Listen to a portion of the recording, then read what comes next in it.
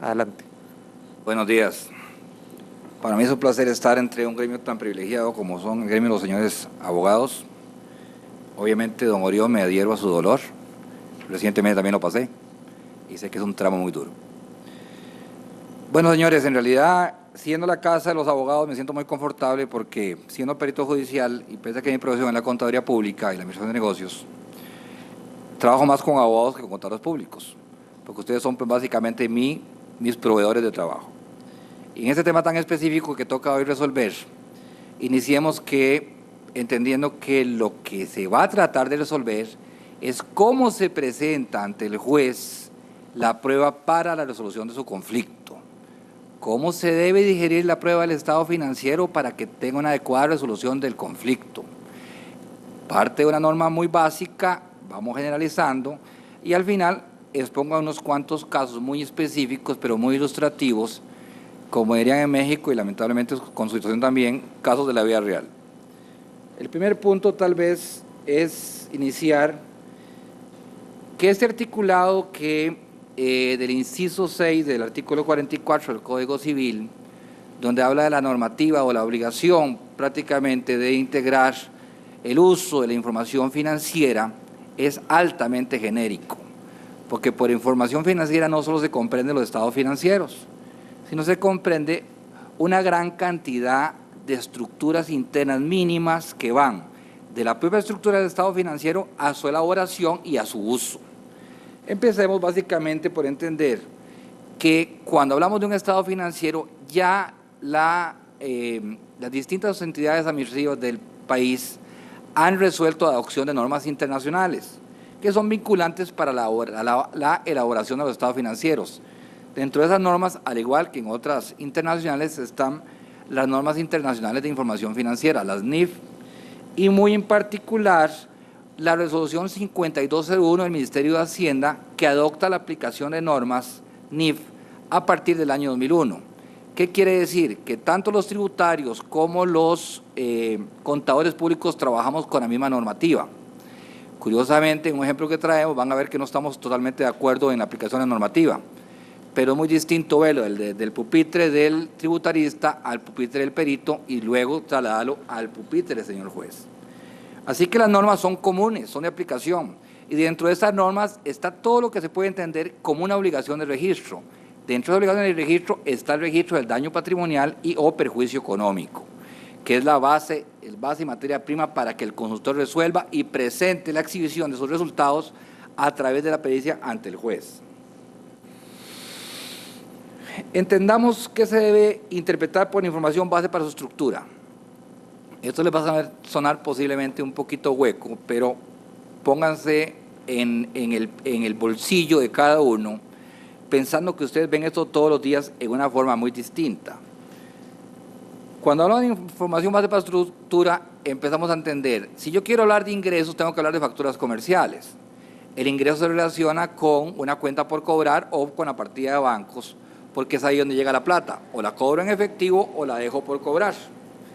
Partimos, digamos, que también se vinculan con esta estructura los recibos de dinero, necesarios y básicos en el control interno, para identificar y calificar el descargo de las partidas de cuentas por cobrar. Venimos con partidas como inventarios, que son obviamente el stock que tiene la empresa para su movilización, que forma parte del juego financiero. Seguros diferidos, cuentas por cobrar en general, activos fijos que se registran al costo, que son los adquiridos para la producción en la empresa, pasivos de proveedores que son muy de corto plazo, que son todas las obligaciones de la empresa que tienen con sus proveedores locales, que son partidas de circulación muy corta, o sea, menos de un año, pasivo de largo plazo, que se debe interpretar como pasivos bancarios con obligaciones superiores al año, y seguimos a la parte más difícil para el contador incluso, que es la parte patrimonial, que es la interpretación de las utilidades patrimoniales expresadas luego de la confección del estado financiero. Los diferentes tipos de superávit que se integran a la estructura patrimonial y, por supuesto, ya de esta se deriva la participación del dividendo. ¿Por qué es tan importante extender la estructura patrimonial y el estado financiero? Porque es del estado financiero y del daño patrimonial que se da un decremento en las utilidades patrimoniales y consecuentemente una disminución en el derecho a la repartición del dividendo. Todo daño o todo perjuicio económico supone que hay una disminución en el dividendo, porque así está en materia técnica exigido.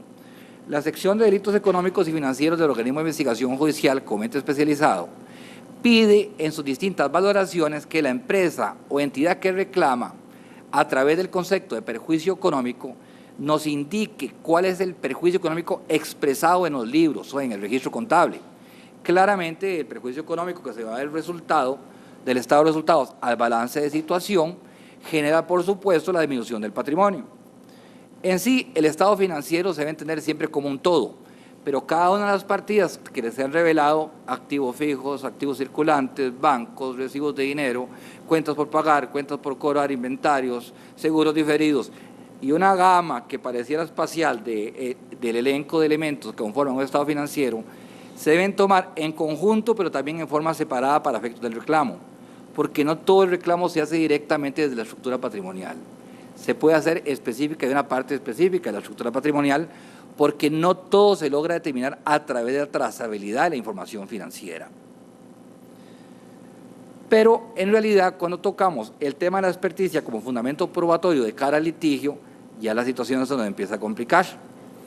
Porque el tema es cómo yo le presento al juez de forma digerible, en obligación tanto del abogado que representa el litigio, como el auxiliar de la Administración de Justicia que se convierte en el perito, cómo logro hacer digerible aquellos temas que de lógica no son de su especialidad, pero que en forma lógica está obligado a interpretarlas a través de una resolución judicial. Esa situación es técnicamente gravosa, porque al igual que, como decimos, hay muchos abogados, hay enorme cantidad de contadores, y en la contaduría pública, como pueden ver, incluso la privada, para llegar a un estado financiero que podemos llamar perfecto, es inexistente. Razonable es la palabra que utiliza, inclusive llegar a razonable es muy costoso. Pero cuando cambiamos a la sede de la parte de lo que es elaborar un estado financiero a la sede de litigio, tenemos que hablar de perfección, porque el juez no admite el 99.9 al momento de emitir su resolución. Tiene que estar 100% seguro de lo que el perito le está diciendo, lo ha logrado convencer, en su sana crítica lo ha logrado interpretar, y el perito y experticia, o el peritaje y la experticia se convierten en uno solo. Entonces, hay que ser experto para exponer, experto para valorar y sobre experto para reportar. El reporte financiero que se establece para el juez es de una calidad muy específica que vincula mucho con la materia forense. Así que experticia, peritaje y personalidad del perito técnicamente se convierten en uno solo, porque ante el juez el que se para y juramenta es el perito, no es el abogado. Y obviamente el juramento tiene una obligación de carácter inclusive penal que es muy riesgosa. Bien, cuando empecé a valorar el tema de la prueba en materia civil y el estado financiero tomado como un todo o en su parcialidad, me llamó poderosamente la atención de que muchas de las cosas que hablamos ahora como estados financieros o lo que yo he visto personalmente y mi experiencia profesional como reclamos en litigios civiles, se utiliza siempre la base del estado financiero, tal vez no con los alcances que ahora pretende la nueva normativa, la cual, igual como perito, solo leo y no interpreto por mi connotación pericial. Sin embargo, en materia penal, el Consejo Superior del Poder Judicial, mediante circular 1496, ya estableció que en litigios penales, previo a su ingreso a la sede de la sección de contables, tiene que haber un dictamen previo. Esta circular, por cierto, es recomendativa. Sin embargo, si no presentan el peritaje, contables se nos queda dando vueltas en la resolución que sin que sea obligatoria es necesaria. En delitos muy calificados como el delito bursátil o el delito tributario, ¿cómo palidece este tipo de pericias? Que algunas son alimentadas por nuestro Ministerio de Hacienda y otras son alimentadas inclusive por expertos en materia bursátil. Si la prueba no es previamente digerida, se genera un debilitamiento del proceso desde su inicio hasta su resolución. Consecuentemente, muchas resoluciones judiciales que se basan en la prueba inicial deben sustentarse sólidamente en el primer peritaje que se emite. Se entiende también que este peritaje en la materia penal muchas veces no cuenta con todos los elementos por la lógica de los procesos. En administración fraudulenta, el acusado tiende a botar la prueba, a esconderla, a quemarla, a eludirla, a utilizar todos los mecanismos que pueda para que la prueba no llegue, porque es el arte casualmente de hacer la delincuencia, que pase en forma encubierta, prolongada y sostenida por un volumen de tiempo importante. Y eso no solo trabaja para la sede penal, trabaja también para la sede civil, porque también es técnicamente, los estados financieros es prueba común para los dos lados. Incluso se amplía la prueba a la materia contenciosa y otras materias vinculantes. Amén de lo anterior, la experticia y la homologación de prueba tiene que ser la misma. O sea, no hay más camino, hay que meterse a los estados financieros e interpretarlos para efectos de que se logre generar una apreciación sana de lo que se pretende reclamar, tanto en la sede penal, que es el tema de la pena, y en la sede civil es el tema indemnizatorio. Un tema importante es que se entienda, cuando se dice que todo está normado, es que el perito en su ejercicio, o sea, en este caso el contador público que trabaja en materia forense, tiene normas que lo obligan a hacer aplicación de una gran cantidad de elementos. Dentro de esos, y uno de los más importantes, y que es técnicamente muy desconocido, es que el perito puede hacer uso de la norma de uso de especialistas. Por ejemplo, yo tengo una pericia determinada que tengo que elaborarla, pero ocupo un grafólogo, necesito un filólogo, necesito un matemático actuarial, un matemático actuarial o un economista. El perito adopta ese dictamen, lo integra, lo hace suyo, indicando que con aplicación de esa norma lo integra a su dictamen y califica parte de lo que reclama. Hace la observación en un acápite específico de que esa prueba él la está integrando, no es de él. Inclusive quien la emite en forma inicial, que es un economista o un matemático, tiene el deber de acompañar al perito al proceso. Pero fundamenta todo en un solo dictamen, que dará criterio del juez si lo llama o no al proceso. En materia civil no se escapa exactamente lo mismo. Con el advenimiento de esta nueva reforma, los estados financieros llegan a tomar una notoriedad más relevante y aunque no existe un órgano especializado como la sección de delitos económicos y financieros del OIJ, pues algo habrá que hacer porque tenemos peritos en contradictorio, perito de parte y perito que es aportado por los tribunales, que ahí también hay un tema muy de fondo que es lo que llamamos peritos de lista, o bien los peritos por inopia, que son los más calificados, pero que son los menos buscados por temas casi que no se ubica el concepto. Eso sí es muy importante identificar. Bien. Perjuicio económico y daño patrimonial en los estados financieros. La norma ya lo estableció hace muchos años. Hacienda lo adoptó en el año 2001 y desde antes el Colegio de Contadores Públicos. Las NIF, las NIAS, las normas internacionales de información financiera, identifican el daño patrimonial e identifican el perjuicio económico y obligan al contador público a llevarlo a balances. Y es en la expresión de ese perjuicio económico, en la disminución de la utilidad patrimonial, porque es un juego de pérdidas y ganancias. Aquí tenemos tres pérdidas. La pérdida me revela que claramente se disminuye la utilidad patrimonial de ese ejercicio. Es esa experticia concreta lo que hace que el perjuicio económico y patrimonial ya está resuelta su aplicación, simplemente es aplicarla e entenderla e interpretarla. Correspondencia, por supuesto, para nuestros jueces y litigantes en el sentido de que ya tienen que interpretar también que ya no es un tema optativo, ya ha estado siempre en el tapete de todo lo que es los que queremos esta profesión, que el énfasis o el enfoque no ha sido tal vez el más adecuado, pero claramente ahora con este advenimiento, pues técnicamente pareciera que es un poquito más obligatorio o darle una mayor razonabilidad al tema.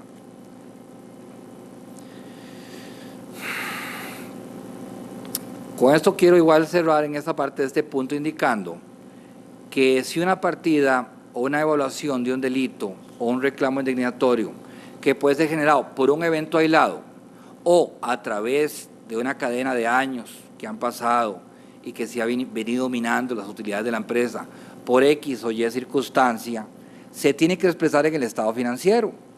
Y claramente, específico o aislado, el tema del registro es exactamente el mismo, vinculante.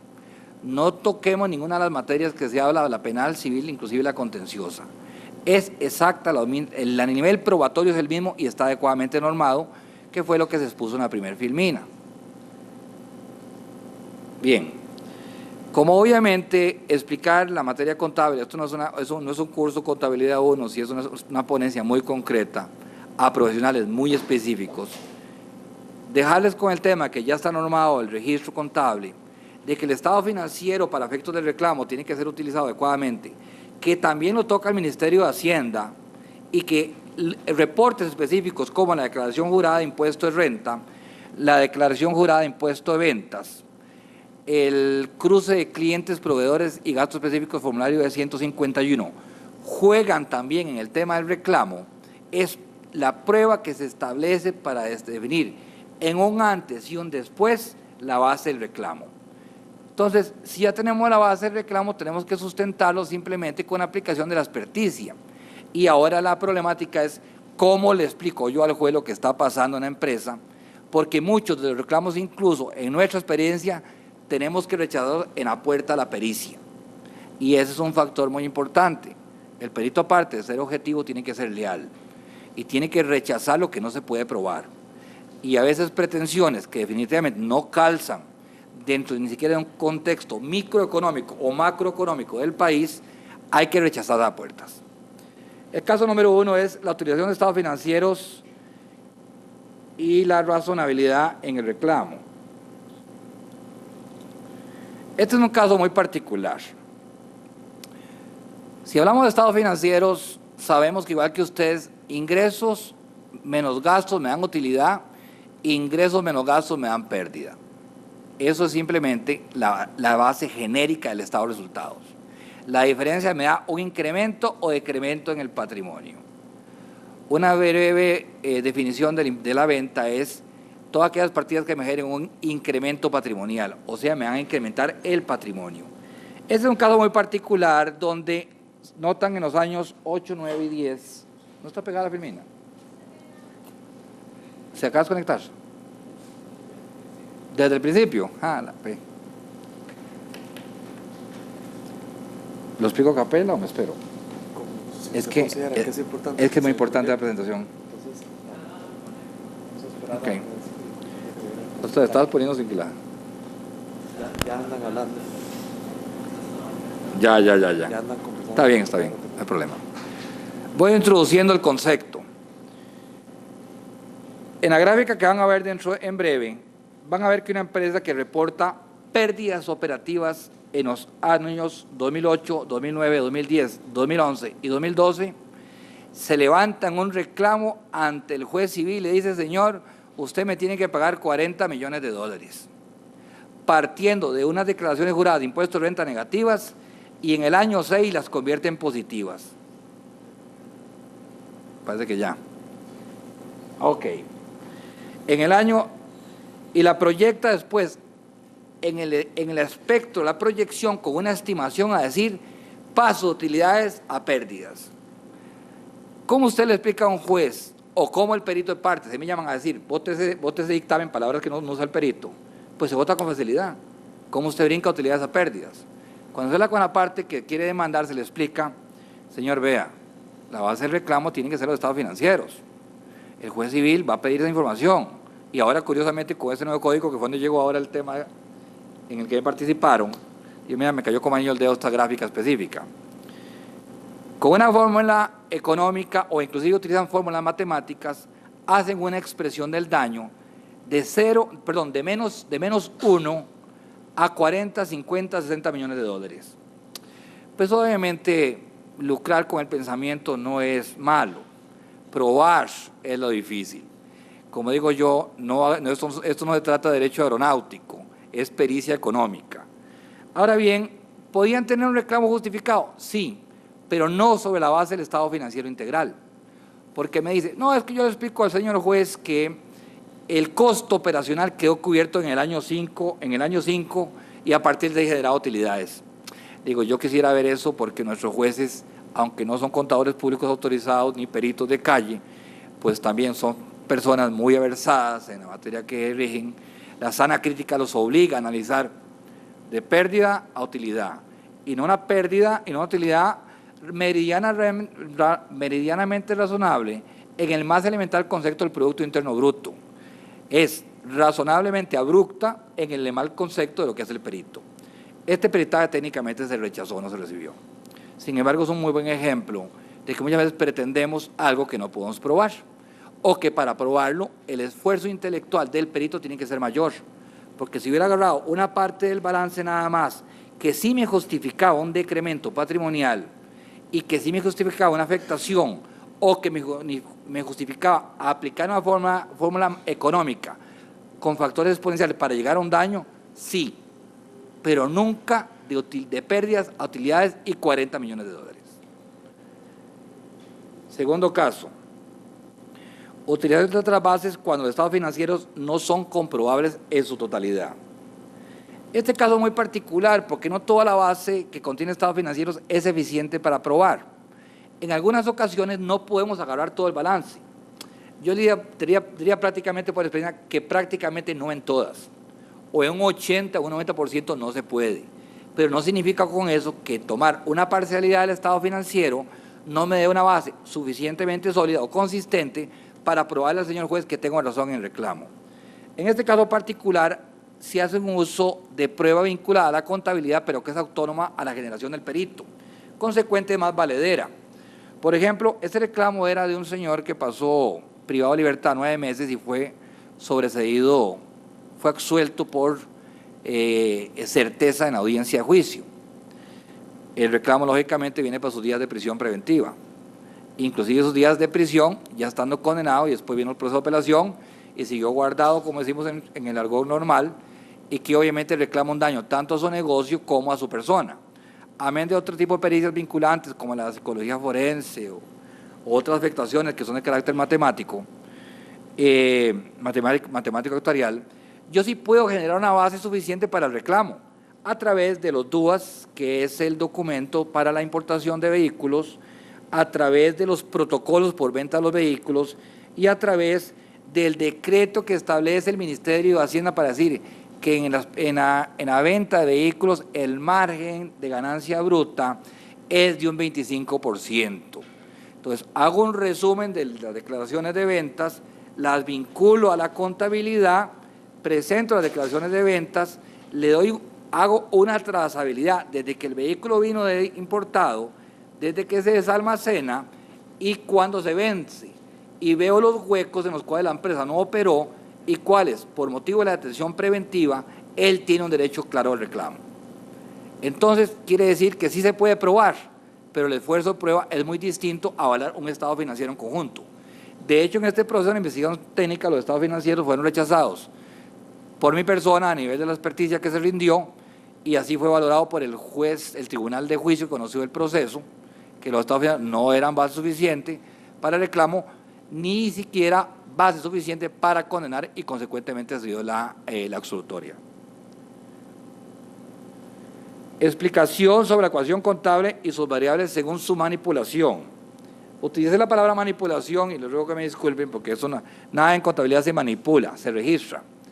Pero este es un ejemplo muy categórico de un caso de carácter internacional, igual como digo yo, casos de la vida real, que está en proceso, donde a través de un registro contable se elimina conceptualmente una gran cantidad del patrimonio, un patrimonio multimillonario, pero se deja activo el pasivo, porque el pasivo sí era legítimo a la realidad de la empresa.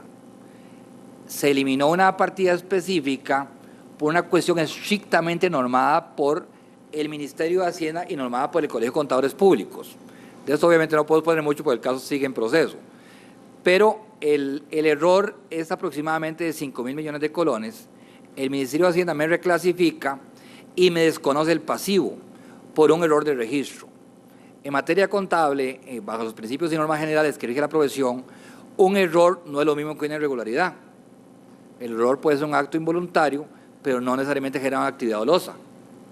En la irregularidad, si es un registro con el objeto de beneficiarme, pero evidentemente no es este caso.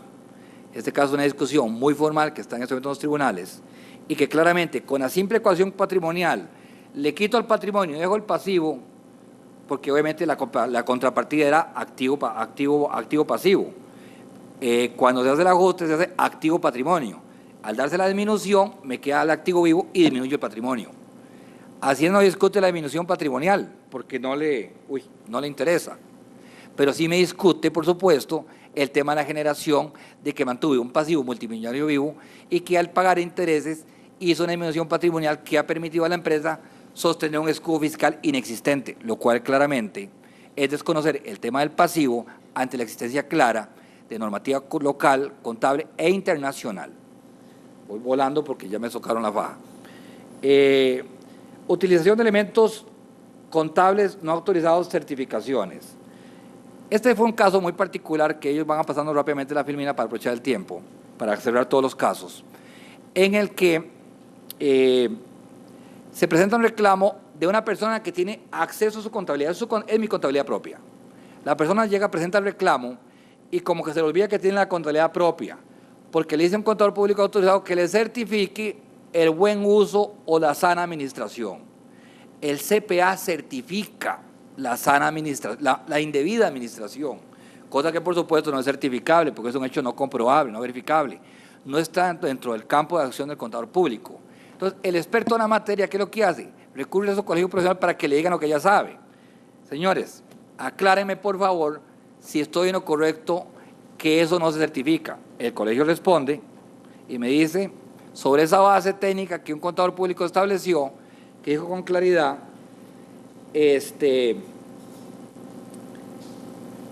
no se puede certificar hechos o estimaciones, se certifica sobre una base real. Se cierra con la conclusión del colegio que dice que técnicamente la certificación es nula y me dice, mándemelo para entender al señor contador público para hacerle un proceso administrativo. Obviamente pues no llegamos a eso, sin embargo ya hemos volado como a 17 porque también hay que ser prohibido con la profesión y tratar de quitar a la gente que no ejerce adecuadamente. Claramente, aquí lo importante es que la prueba estaba en custodia de quien se declara ofendido y pese a eso comete el gran error de no aportar la prueba y con una única certificación estamos en sede de litigio y estamos en sede de juicio. Y toda la información se deriva de los estados financieros. Vamos al último caso, John, por favor. Este último caso es muy importante porque es, ese caso es de prueba internacional porque se vincula con una banca offshore. Vino un reclamo, obviamente, como digo yo, de esos que son astronáuticos.